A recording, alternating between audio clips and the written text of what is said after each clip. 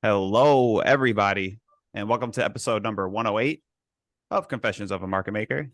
I'm your co-host, Ray, aka All Day Ray, aka Lefty, and I'm joined here by my illustrious co-host, former market maker of 20 years and current day retail trader, one of the OGs of the pink sheets, the creme de la creme of House Street.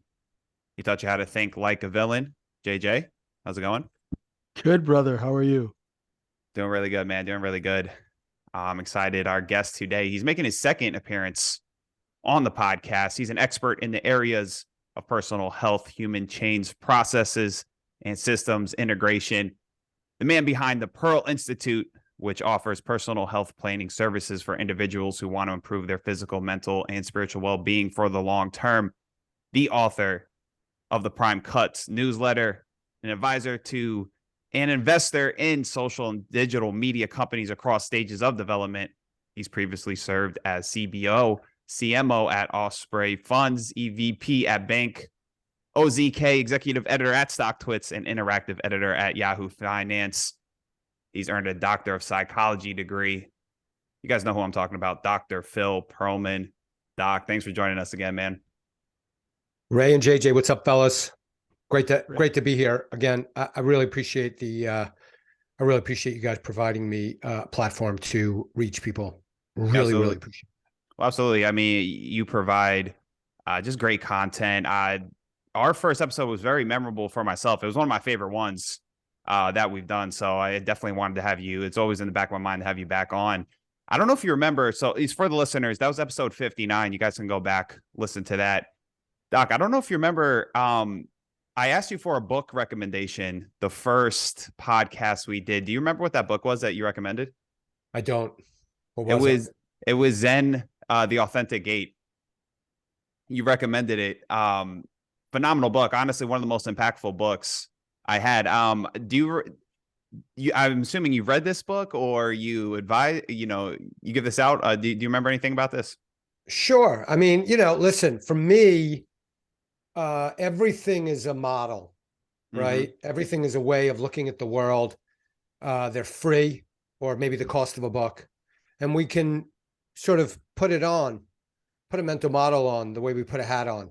Yeah. And for me, the Buddhism model and the Taoism models are really resonant. So I have a tendency to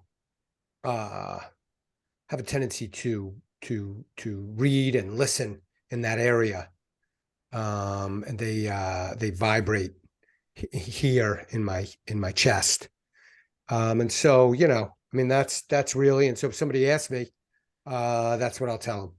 Yeah. Usually, sometimes, and depending on my mood, Absolutely. Well, I could kick you and say, don't read a book, go for a walk. How about that? Absolutely. Well, I got to thank you a lot because the book has had a very profound impact on me because, I practice Zen and, like you said, it's so applicable, especially to like trading or performance activities. And then obviously, the deeper you go into it, you can hit more spiritual aspects as well. So I just wanted to thank you for that. Yeah. Yeah. And what was the thing that stuck out in your mind? Like, what was the thing that like captured you? I mean, I very often find I'll read a whole book and it'll be a half a page that is the only, the resonant, meaningful part. And I'll be like, okay, now I'm just going to zoom in on that half a page or whatever. And it changes my life. What was the resonant component? Man, it's hard to drill it down to one thing because it's very deep. I think for me, I just think, Doc, I think it's just taking my practice like even deeper, just cut through the illusions that I think we all live with, and really just get me closer to reality as possible. And I think that's like my real aim. And I think a big thing, now that I'm talking this out, I think especially as a trader, it's very applicable to not be attached to the results. And, obviously that's a huge principle, if not like the biggest principle, right? Non-attachment. And in that it brings some more fulfillment in life and maybe enjoying the process. And so I think that's what I'd say. Well, that's a really interesting take because sort of, thoughts come and thoughts go and feelings come and feelings go. And when we hold on to them and grip them and don't let go of them, you can see me acting this out, and you can see how my hands are now. They're clenched and they're stiff. And that's the same exact thing with trading. Trades come and they go. And when we hold on to them and when we don't let them go, that's when they become objects of our obsession, irrational, anger. That's when all of that stuff builds up. So it is a very similar process. I mean, you have a bad trade, man, it comes and it goes. And if you're practicing that type of mindfulness within your practice, whatever it is, where it's like, hey, okay, thoughts come and thoughts go. They're not me. The thoughts that I'm having aren't me. In one moment, I might have an angry thought. It doesn't mean that defines me. I might have a bad trade. That doesn't mean that defines me. Very similar process there. Yeah, absolutely. And I like a lot of it is the emphasis on, coming back, like bringing yourself back, whether it's bringing it back to neutral, maybe you fell off, we could use an example of like eating, right? Like, hey, maybe you fell off the wagon a little bit and it's bringing yourself back. They say like the direction of the way is back, like coming back. And I like that concept as well. Cause like you said, if we have a bad trade, can't let it compound. Right. And I know this is very similar, right, in nutrition and fitness as well. 100%. Yeah. Next, yes. Like it's like next. Okay, let's move on. Yep.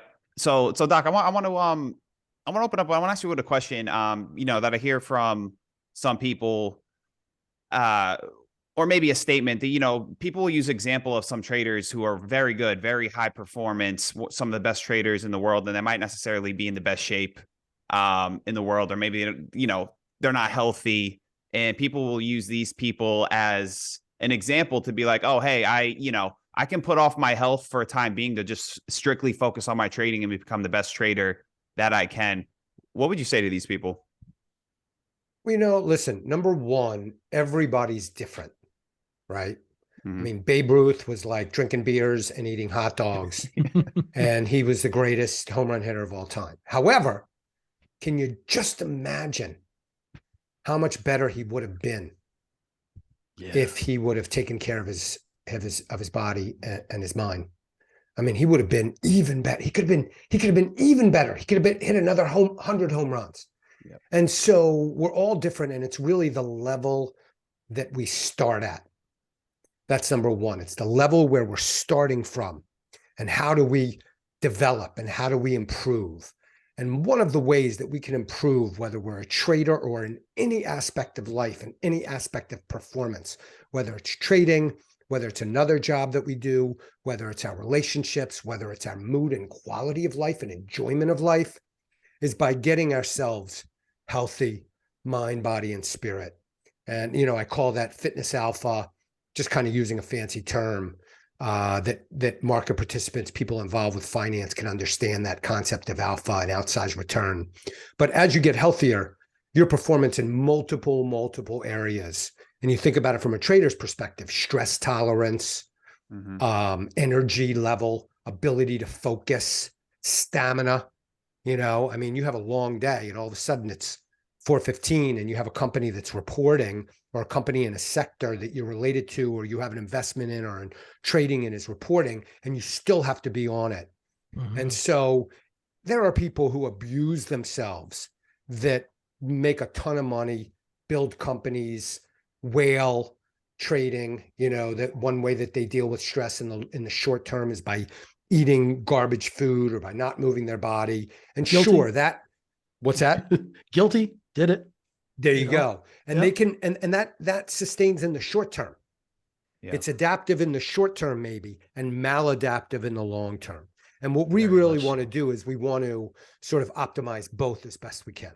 We want to be as successful in the short term as we can. Sure. Of course. We want to enjoy life today. Sure. Of course. But we also want to think about our future selves and optimize for that as well, so that we're healthy. I mean, there's people out there that they go out there and they earn $10 million or $50 million. They destroy themselves. And then they're 60 years old, they're done, 65 years old, and their bodies are shot. And they can't go travel the way they want to. They can't do fun and exciting things the way they want to. Man, just imagine that moment. Oh, yeah, totally. I mean, I completely agree. I hit a brick wall at 40. I ran into it head first and had a quintuple bypass. Oof. So I learned the hard way, right? 20-hour day. How you doing now? How you doing now, brother? I moved to England. My girlfriend made me drop 46 pounds. I walk, 3 to 5 miles a day. Just completely, I feel better than I did when I was 30, because, Right. you sit down in this industry, you got a 32-inch waist, and 20 years later, it's a 50-inch waist, because you never move, So that's one thing I really love about your Twitter is, I'll be like, just, because you kind of descend back into that. And then I see something that you'll post and you'll be out in the woods or something like that. And it's a little bit of like, oh, here, like, it cleans your head, it cleans your mind out. So you're not obsessing about things that you shouldn't be, I really appreciate that. No, I that's great that you did it. You made a change for life. The important things are not the priorities of our society. And so we're a product of our society, and we get caught up in all of the wrong priorities, and it's very, very hard to shake them. Yeah. And all of a sudden we're chasing things that are less important than our well-being, our personal well-being, those around us, and our relationships. And it's a huge cost. It's a toxic component of our culture. Yeah, very true. I felt like I was on a treadmill for, 15 years. Just couldn't get off of it, until finally something broke, I'm with you, man. I'm completely with you. I mean, I sometimes I call it 40 years in the desert, spent a lot of time moving further and further away from the person I was when I was, 12, and like running out in the woods and enjoying myself and playing ball all day and not even, losing track of the time, just enjoying life in the moment. Yeah, exactly. Sorry, Ray, I'm interrupting. No, it's awesome. I lived in Hawaii in 1987. My uncle had a midlife crisis and moved down there. And so I got to go live there. And I swear to God, some of the times I had like maybe $10 in my pocket, and I had the time of my life, and then you go and you make millions and you're like, this should be more fun. It's like, why was I, I just didn't have a care in the world. It's just had the time of my life, coming home at 4 a.m, it just, but you had 10, 15, $20 in your pocket, cause you were just a kid. And yeah, very, very true. Yeah. World is filled with miserable rich people, sadly. Yeah. Well, that's something I've seen you advocate, right, Doc, is putting aside time for play. What does that mean to you? What's play to you? Play to me is running around in the woods, hiking, playing with my dog. Sometimes writing is play. Sometimes it's not. Sometimes it's like this horrible but glorious combination of work and play. The creative component is really listening to music is play for me. Playing music is play for me. Getting outside with my dog or my kids is play for me. Cooking sometimes is play. Hanging around with my wife, doing stuff with my wife is play. Sometimes we'll just go somewhere that we don't usually go, just have a little adventure, completely enjoyable. But my sort of daily one is running and getting in the woods.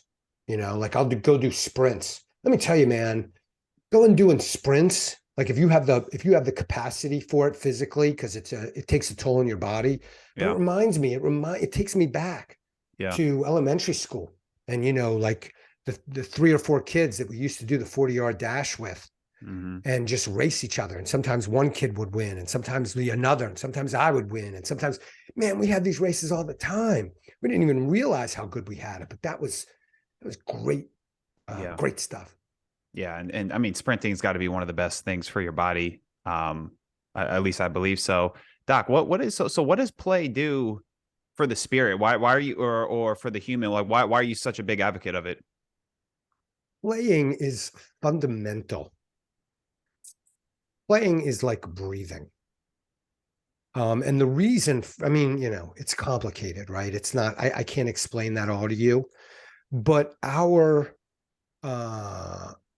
we are hardwired to be creative. We're hardwired to be curious.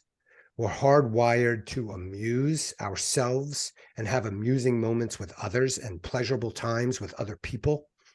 And all of those things are encapsulated in play. And so we're hardwired to want to do that, to want to enjoy. That's how humor is humor, right? I mean, you can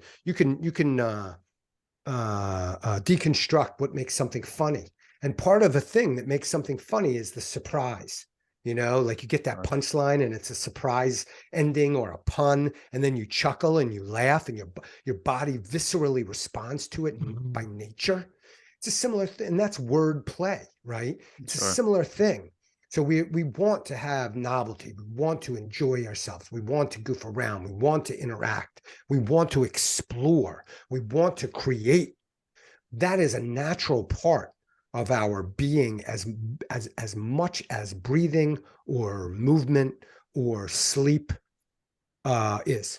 And so, and by the way, I only think I'm scratching the surface in my response to you, because I think there are some things about it that we don't understand. And I want to be humble in my response and not act like I know it all, because there's stuff about play that I know is fundamental that I don't understand. And you can see that when you look at other animals in the animal kingdom. And you can see that when you watch your kids or just watching kids play and they're doing something. You can see that when you remember yourself. You can see that this weekend. I went out hiking with a buddy of mine and my dog. We went very early in the morning, and 2 hours went by, and I was like, okay, we're just getting started. And we had to go, and we must have went 5, 6, 7 miles in 2.5 hours. And the time went by like that because we were just enjoying ourselves. It was just fun. It was fun physically. We were laughing. We were, we had adventures with the dog, and we discovered new things that we had never seen before. Play, just beautiful. I can't recommend that enough. Especially if you're out there and you're living and you're feeling stressed and you have doldrums and you're like, hey, there's this part of me that is not doing its thing. Just get out there, throw a ball, go out into the woods and take a little stroll or whatever. I love it. I love it. It's part of like not taking life so serious, and I even bring it back to the book you recommended to me. And that's one of the things. It's like, like with Zen, right? It's like, it's always somewhere in the middle, right? Like you want to take life serious, but not too serious neither. And I think that's, it's a good reminder play can give to you. So just, yeah, go ahead. Sorry, go ahead. Yeah. Buddhism emphasizes the impermanence of life, and people very often, especially in our culture, again, another toxic component to our culture is that we're sort of in this denial of death. Like we get older and we start doing plastic surgery to our faces, and then we see celebrities who have destroyed themselves because they're trying to hold on to this youth that is elusive. And meanwhile, we are going to die, but that is actually a very freeing thing, because there's a wonderful aspect to it. And the wonderful aspect to it is that life is finite. And so there's only a finite number of moments that we get here on this earth. So we might as well enjoy. We might as well have a little fun. We might as well have an experience that is rewarding to us intrinsically, not extrinsically, not for what other people think, but because we just enjoy it. We genuinely feel like, oh man, that was fun. Like you go to a water park, take your kids, go down that big slide, and you're like, all of a sudden you're immediately 12. You just went down the slide. You feel great. You're like, okay, what are we going to do? Okay, let's get back in line. Let's go down that slide again. Yeah. Yeah, absolutely. Absolutely. Yeah. I just think of like times with my kid, and it brings you back. Or you mentioned the dog, same thing with my dog. I noticed that just there's like certain moments that just stick out. And it's like, like you're saying, you can't even describe it. Just the joy, the play, and just in the moment. It's incredible. So Doc, a few times when we've been talking, and I wanted to ask you about this, we brought up like the cultural and societal impacts, and really how the way we want to live our lives is completely different um, than how society does, or the influences. Have you had clients where this is a hard part? I mean, I know it's a hard part for myself, right? Like being somebody who lives, I mean, we all do. We all live in society, but I want to live my life a different way. But we have all these pressures. Most people in our lives probably don't live or have the same priorities that we do. Um, so I guess one, have you encountered this with people that you work with, like this being a struggle for them? And I guess two, how would you advise somebody who has these type of struggles? It's very unfortunate that we live in a culture that is not healthy. We live in a toxic culture across multiple domains, whether it's political. Our political environment is obviously toxic. No matter where you are watching this, no matter who you are, where you are, it's a mess. Our health environment is incredibly toxic. I mean, if you look at long-term charts of obesity, if you look at long-term charts of diabetes, they're all going up and to the right, even though we have more knowledge than we've ever had. If you look at mental health statistics, depression and anxiety are also going up through the roof, right? So, and we're hardwired to go with the program. We're social animals. And so we're sort of hardwired to go along with the group, to go along with the herd. If you're traders watching this, you know that, right? Things get cheap, everybody runs out of the store, right? That's a great quote from Cullen Roach, right? He's like, Wall Street is the only place where there's a sale, everybody runs out of the store. And it's exactly the opposite, right? Prices go higher, higher, higher. We know it. Price momentum is empirically based. We know it for a fact. Swaminathan, in Journal of Finance, they proved it that with higher prices come more buyers, and higher prices, that's trend following. Exactly. And so we all know that we're hardwired to go along with, and in many ways, from an evolutionary basis, it served a great purpose for us to be hardwired to go along with our herd, to go along with our crew. However, when you live in a toxic culture, you just go along and you just do what everybody else is doing. You can actually damage yourself. You are damaging yourself. You are feeding into it. You start gaining a couple pounds every year, turn around 20 years later, and all of a sudden you've gained 20, 25, 30, 35, 40 pounds. JJ, you were talking about exactly that earlier. Exactly. Oh yeah, definitely. Definitely. You just start, you don't even think about it. It's just subconsciously eating. And then after you work 20 hours a day, you just crash in front of the TV, right? It's the unhealthy, and then takeout food too, right? It's like the unhealthiest lifestyle, right? Yeah. And if you smoke and drink on top of that, oh God, that's even worse, right? Yeah. We've made it so easy to do that. Yeah. And we've glorified things like alcohol, which is, sexy and cool and all that, and, expensive bourbons or whatever. Yeah. And junk food too. I mean, junk food. You got a Big Mac as big as your head now. Dear God. I mean, the portion sizing and, none of that stuff's got, natural. Right. So it's, it takes a while. And then, so I'm really grateful that my girlfriend she's basically saved me because, after a heart attack and a quadruple bypass, I started falling in the same trap. But you need to change your whole lifestyle. And it's weird because now I find even when I've lost weight, I trade much more clear. There's barely any emotion anymore because, I guess you drop that weight, you drop that mental fog. You don't even need coffee in the morning, to be zoned in. Yeah, so many things begin to happen when you start to get Yeah. your mind and body healthy. It's a Yeah. gateway. It trends also. Then you Yeah. want to get more healthy. You feel, Exactly. you get positive reinforcement from it. Yeah. Things that were difficult for you become a little bit easier. You start to feel better. Your mood improves. You have more Oh, energy. yeah. You sleep better. Beautiful thing. Yeah. But I want to come back to this toxic culture thing. It's what you originally asked about. It unbelievably important, because here's the thing. To get healthy in this toxic culture, we have to have a subversive streak. We have to have a rebellious streak. And so when you ask about my clients, sometimes they have that by nature, Sure. right? Sometimes they're a little bit rebellious themselves. Sometimes they're very, very go along with the crowd. They're very much, hey, I don't want to rock the boat. I want to, and I think that depending on how I approach the planning and the training and the treatment, that can play a part. That can really, if a person doesn't have this willingness to go against the grain, hey, I learned that eggs were bad and I learned that butter was bad.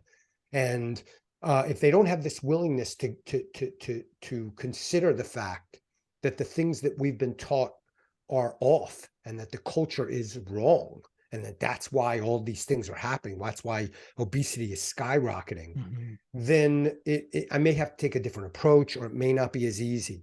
So there is this, I think, adaptive, healthy, subversive streak. And the metaphor that I use is contrarianism, right? Sure. In markets, it's so hard to be a contrarian, right? I mean, there's a prudent bear fund or whatever. Guy's been betting against the market for the last 25 years. What's that guy's name again? Prudent bear guy. Yeah. Man, his results, his returns have been shit forever.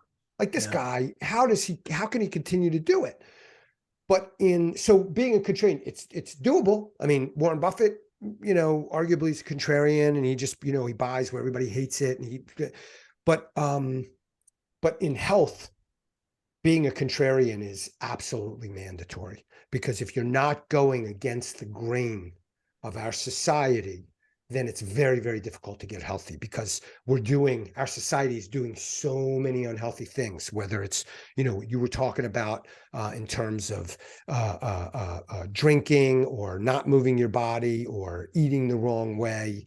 All of those things are condoned by our society and not unaccepted. So we have to be subversive. We have to be contrarians. We have to go against the grain of the larger society that we're a part of. Yeah. Got to be rebellious. Yeah. I like that. And that's easy for someone like myself to buy into, because I already have those those tendencies, or did, growing up. So I really like the way you framed that right there. I just got to give a quick shout out to good friends of the podcast, Apex Trader and Top Step Funding. Any listener of this podcast that has the skills to pass an evaluation can become a prop trader, fully funded by either Apex Trader or Top Step Funding. Our own Micro E Futures trading community has many members who are now fully funded. No need to trade with your own money. Keep 90% of the profits. To learn more, visit our website at microefutures.com. Doc, I was a little surprised to see some of those pictures of you in your 30s, where you're in worse shape than you are now, and I believe you're 56. Am I correct? Yeah, I'm turning 56 in a month. Okay. And I'm 50 pounds lighter. I can do a lot more pull-ups, and I can run a lot farther and a lot faster. And my relationships are better. My life is amazing. I'm blessed out of my brains. I'm enjoying my life on a daily basis, successful at what I'm doing. And, I got my shit together, man. I was in the desert for 40 years and really lost myself and lost who I was. And took me a while to rediscover that. Yeah. Interesting. Because you struck me as somebody who this was always like part of your life. Maybe you grew up playing athletics. Could you maybe just speak to, were you active growing up? Like, what happened during that time period? And I assume, I guess that woke you up. Yeah, I was an athlete as a kid. Mm-hmm.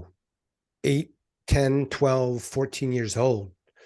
I was always out playing ball, playing high school sports, would disappear with, a buddy and a glove Mm-hmm. and a ball, and then show up for lunch. And then we would disappear again with a basketball, and just bikes and whatever.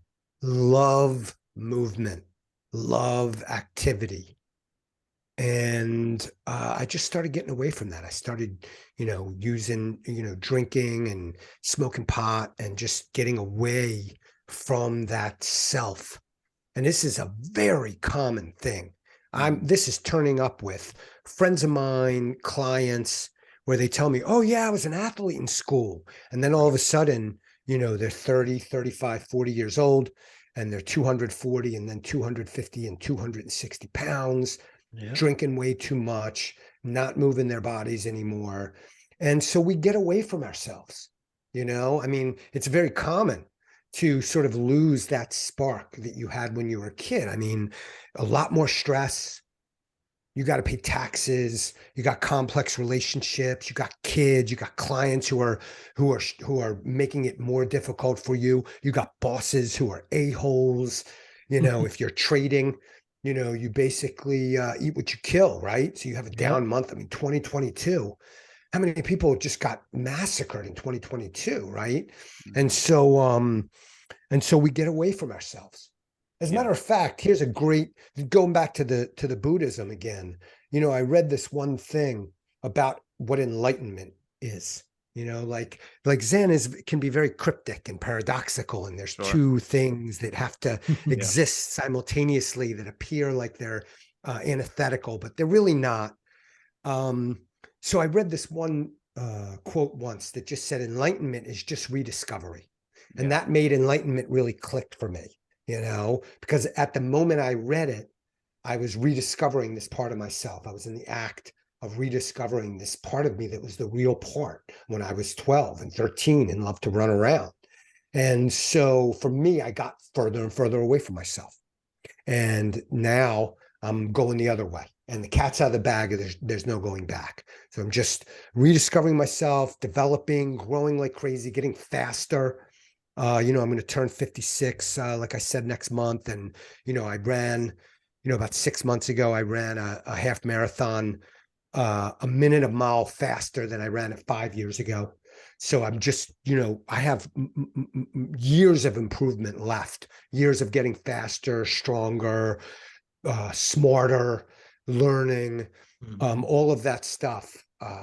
So it's never too late is really a thing to take away. If you're out there and you're watching this or you're listening and you're feeling like you're very disconnected from who you are, and you're in a rut or you don't feel healthy, it's never too late. It is never too late. You can flip the switch. You can begin to just take a walk in the morning, right? You just begin to take a walk in the morning is an incredible.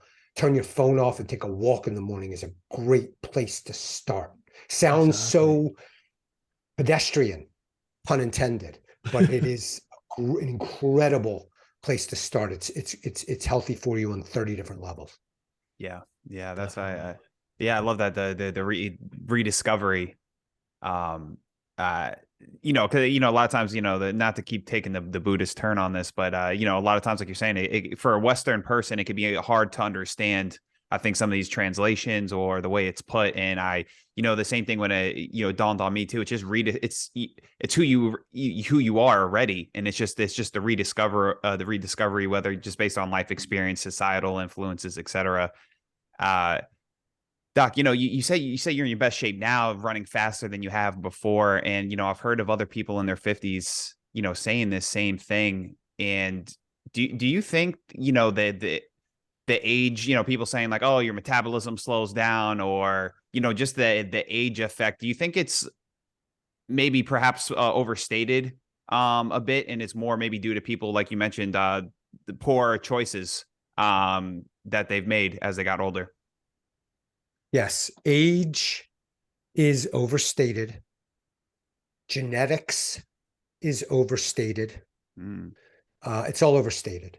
The way that we live is far more important than anything else. Now, there's limits to that.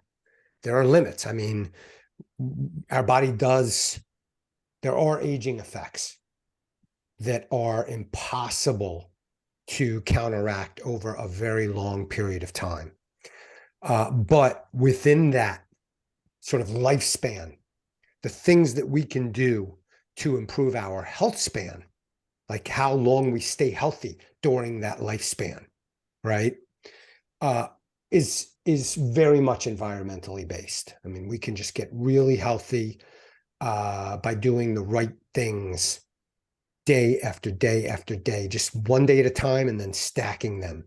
You know, you live one day today where you move your body, you eat really clean food, you connect with somebody that you care about. Today's my mom's birthday. It's her 90th birthday. Hey. I'm going to give her a call right after this podcast, right? Mm-hmm. Talk to her, connect with her, love her up a little bit. It's going to feel great. I can't wait to do it. It's going to feel great. Mm-hmm. All of those, sleeping and rest is the other one. Those four things, I stack those four things within one day, and then I start to stack those days. I begin to age more slowly, Mm-hmm. and make myself healthier, depending on where I'm coming from and what I do. It's undeniable. I mean, undeniable. So within that frame of yes, you're only going to live a certain period of time. Life is finite. We can improve our health and quality of life during that period immensely, based on the things that we do day after day after day, the habits that we make. Yeah. You know, that strikes me as like empowering, you know, like, because that's in our control, right? All these things are in our control. There's so much out of our control. Yeah. Unbelievably empowering and unbelievably within our control. As a matter of fact, when we get healthier, one thing that improves, and I know this from N of one myself, but also there's a research literature out there that says that the healthier we become, the higher self-efficacy goes. And self-efficacy is just basically this idea that you can do something to enact something else. Like it's like sort of like self-confidence, right? Hey, I believe I could change this, or hey, I believe I can be successful at this. And so as we get healthier, self-efficacy also improves, and that's a beautiful cycle, because then the more self-efficacy we have, the more we think we can do to improve ourselves even more. And it's like it's like a positive feedback loop. Yeah, absolutely. Doc, I pulled something here from your article, your newsletter. What's the Prime Cuts? Mm-hmm. So, listeners, go out there, read it. It's great stuff. And you know, I see you tweet. You might even tweeted about it today. About how I think most people are fooled by the appearance of complexity, or people love complexity, or they want to overcomplicate things. And I think this clear parallel to trading as well. But you say life remains simple, so keep making simple moves. Simplicity and consistency trumps complexity and intensity. Can you just speak to this topic to the listeners? Yeah. So here's the thing. So we are on Earth right now. Okay. And so I look like I'm standing perfectly still, but really I'm spinning on a ball at thousands of miles per hour, right? Earth is going like this, even though I'm feeling like I'm standing still. And not only are we spinning at thousands of miles per hour, but we are also moving around the sun even faster, right? And not only are we moving around the sun even faster, but the sun is flying through the Milky Way galaxy. And so we're moving around the sun, orbiting the sun. And then not only is the sun just flying through the Milky Way galaxy, but the Milky Way galaxy is zooming through the universe. And so here's the thing about all that. My knowledge of all of that, how fast I'm moving, really is completely meaningless. Like it has no bearing on my well-being at this moment while I'm standing perfectly still. I'm just standing still. Like all knowledge of that, if I didn't know about that, it wouldn't change my life even this much. And so it appears that we're living in a world that is getting more and more complex. The more we know, the more complex it is. You know, they say the internet's making the world smaller. Sometimes, in some ways, the internet's making the world bigger because we know what's going on at any moment in the day with nearing zero latency halfway around the world. And we know that, you know, some bomb went off or whatever. And meanwhile, the effect that that's really having on our lives is approaching zero. It has zero meaning in our life. And so all of this noise and all of these complexities and all of this has zero bearing. So there's people out there who are just like addicted to finding what the next tiny bit of information, or really noise, not information, but noise, what the next bit of noise is. And meanwhile, it's all meaningless. It has no bearing on our life at all whatsoever. And meanwhile, the things that matter in our life are all very, very simple. Like I said before, I could count them on one hand. There's only, with the thumb left over, there's only 4 things, right? What do I eat? How do I move my body today? Do I get myself some sleep?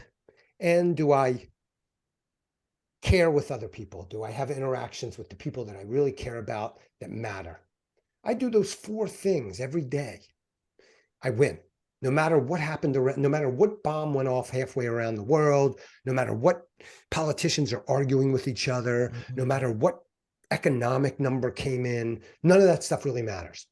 Just those 4 things. So the world is actually unbelievably simple, but for some reason or another, you know, we're meaning makers, we're storytellers. You hear all of these rationale. I don't even care why, but for some reason, humans love to have all of these complexities. They love to know. We're endlessly curious.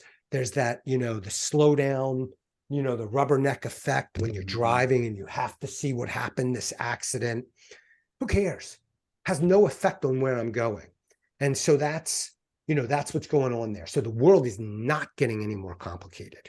We're just making it more complicated. In fact, it's still as simple as it ever was. Take care of yourselves, take care of the people around you. That's all it really is. Yeah. It seems like the power of concentration is needed more than ever nowadays. And yeah, really love how you put that. Kind of on the same topic, you know, I guess, you know, there's so many apps, right? Apps for your sleep, apps that, you know, I don't know, blood pressure, all that stuff. I'm not really into all that stuff. And I don't think you are either. Not that you have anything about it, but I know you're really big into listening to yourself, your own internal cues. I assume this is something you advise to clients as well.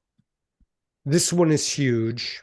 And it goes back to what we were talking about before, about the toxic culture that we live in. And one of the adverse effects of the toxic culture is that we have moved further and further away from an accurate awareness of how we feel. Okay. And when I talk about how we feel, I mean emotions, but I also mean how we physically feel, internal cues, right?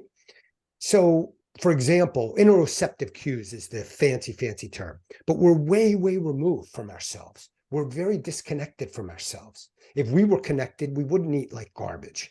We would eat the things that were nutrient rich that our body actually wanted. And so here's one example. Being cold or being hot. That's an easy one. We know when we're cold. We know when we're hot. You know, we're wearing a sweatshirt. We feel really hot. We just take the sweatshirt off, cools us down a little bit. That one we're still kind of in touch with. One thing that we're not in touch with anymore is how hungry we are.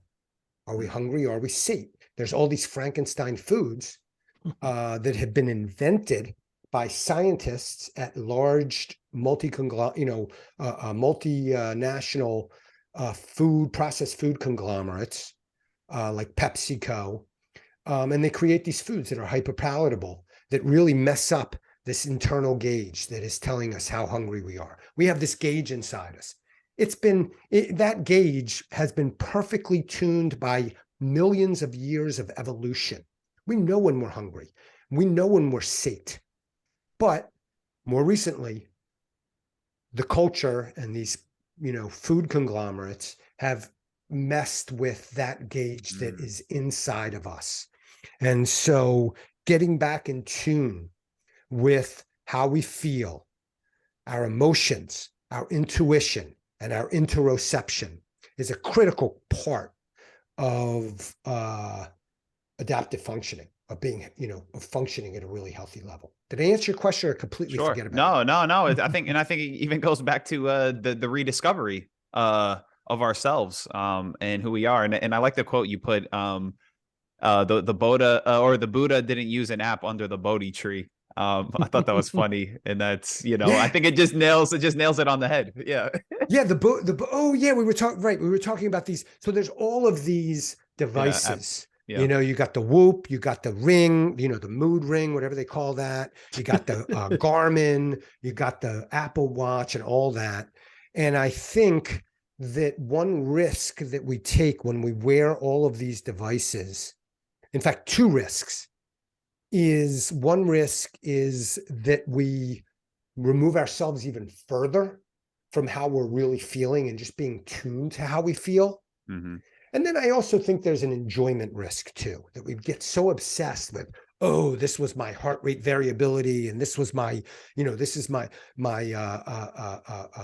insulin spiking or glucose, that we lose a connection to just enjoying the moment, that we get away. So I don't wear any of these devices. I wear like a rubber band and a wedding ring, and that's, an engagement ring, and that's it.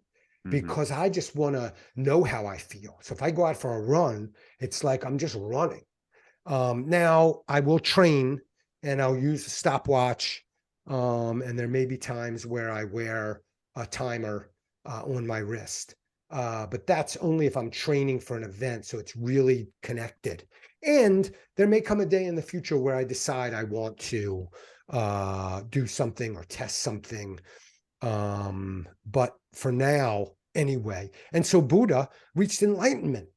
I mean, he reached nirvana, right? And he didn't need whatever those meditation apps are, which are, it's completely ridiculous. Like you need an app to fucking meditate. Thank you. Come on. Thank you. You said it. Thank you. You said it. I think it's good for people maybe if they're starting off, but I just doesn't make sense to me, right? You're supposed to sit there by yourself, with yourself.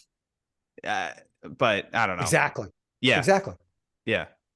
All right, Doc, we're almost done here. Just a few more things, and some of these things are heavily touched on. So I, maybe just give a succinct answer. We move on.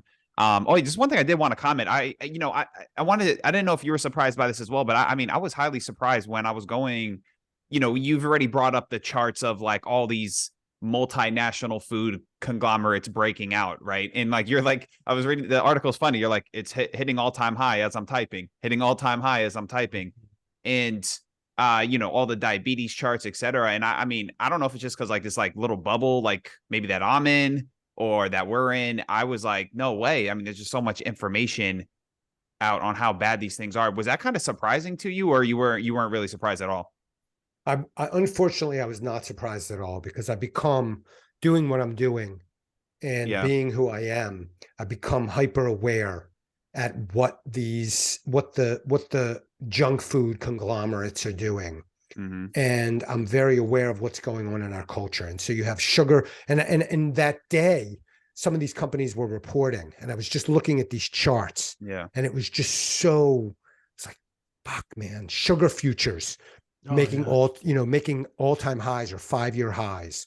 PepsiCo, all-time high. McDonald's all-time high. Mondelez, all-time high.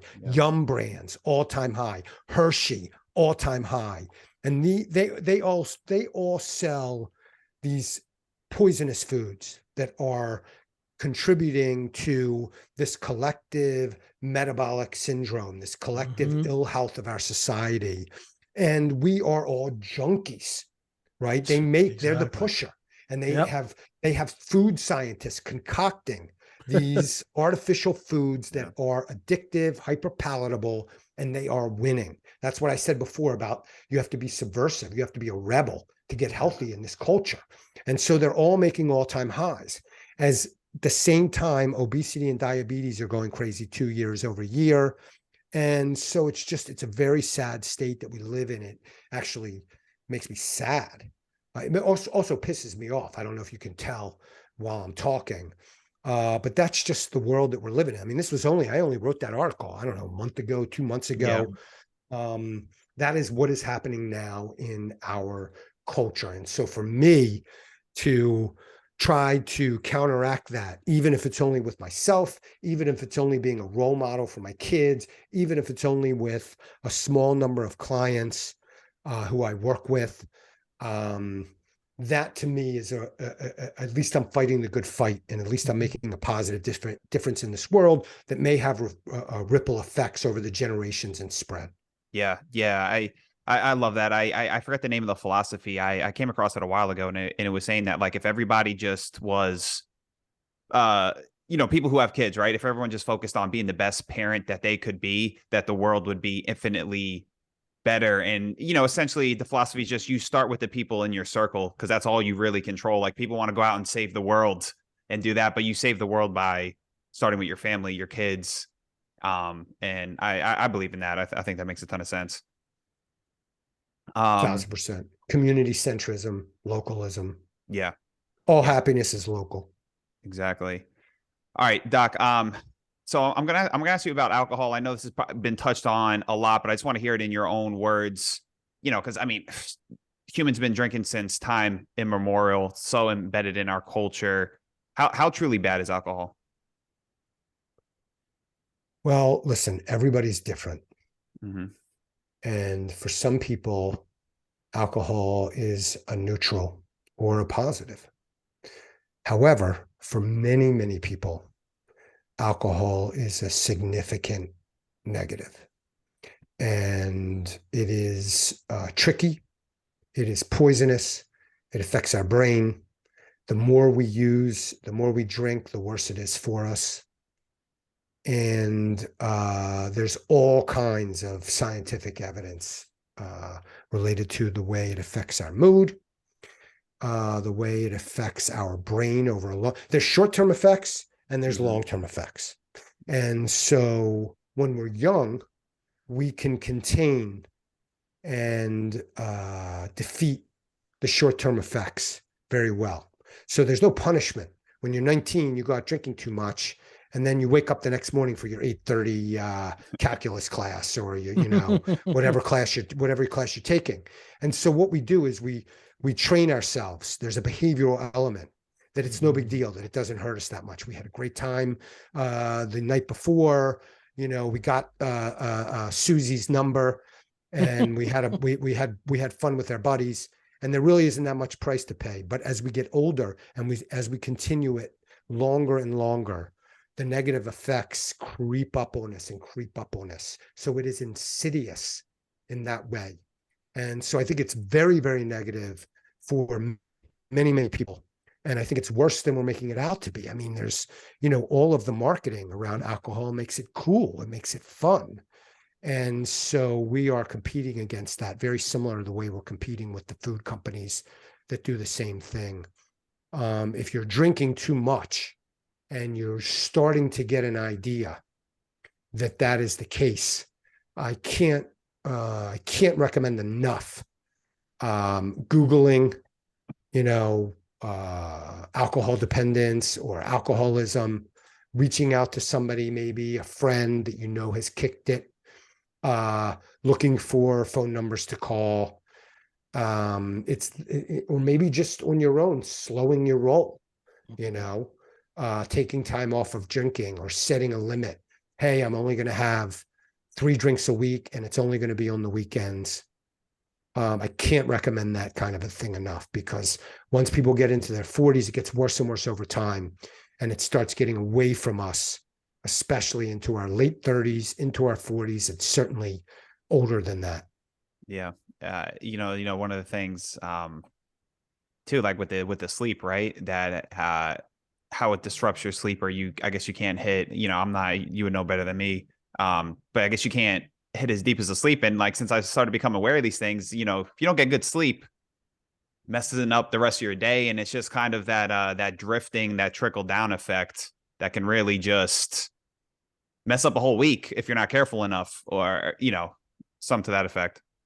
That's exactly right. Everything interrelates. Mm-hmm. And so when you drink too much and you don't get good sleep, and then you wake up hungover or cranky the next day, and so it bleeds into the next day of your functioning. And with sleep is the same thing. There's short-term effects and long-term effects.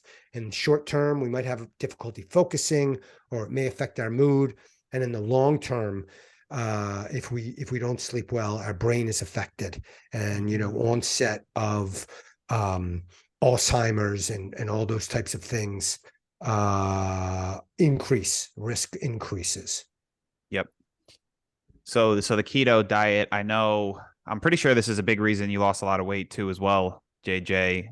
Doc, I know you're a huge proponent of keto. Is this like a consensus optimal diet? But I'm pretty sure there's some people who maybe like dispute its effectiveness. What would you say, just I guess, around this whole topic? The conventional wisdom when it comes to nutrition is destroying the health of our culture, right?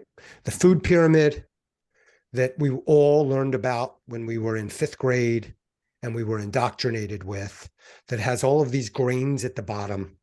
Eat muffins for breakfast and cereal and oatmeal. And if you look at Honey Nut Cheerios, it says heart healthy on the box, because there's, lobbyists in Washington who are fighting for the food companies to be able to make these absurd claims.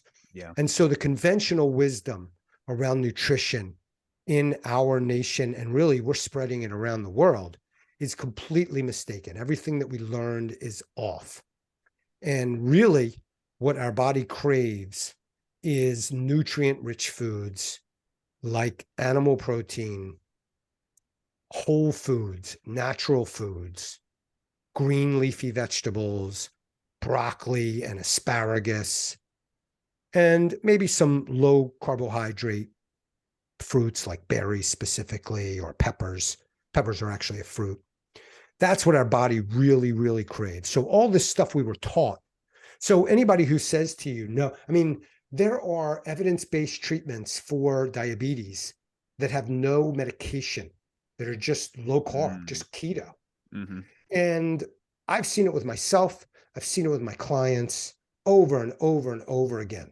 I had one client last week that, 3 months ago, he went to the doctor, had high blood pressure. Last week, 3 months later, went back to the doctor again, took him off the high blood pressure medication. Nice. Right? So that is what is going on. We have to question whether what we've been taught and what is sort of conventional wisdom within our culture is correct. Yep. Love it. Love it. Doc, I'm gonna let you get going on your way. I've really appreciated this, but I can't let you go without one more book recommendation. Throw me a book. One more book recommendation. I'm reading one, or I just recently read one.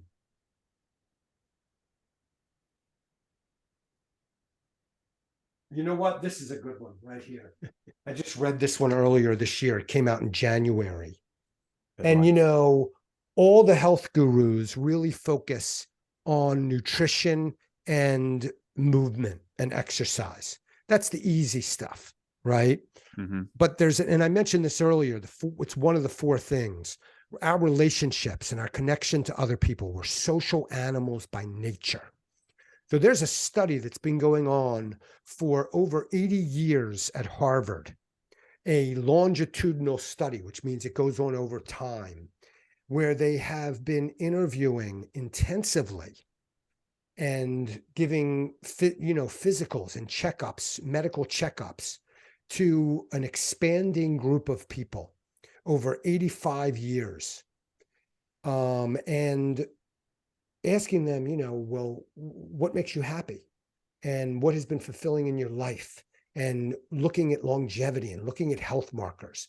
And the one thing that they have found over and over again across time periods, whether it was in the 40s or the 60s or the 90s or now, the most robust single factor has been our relationships.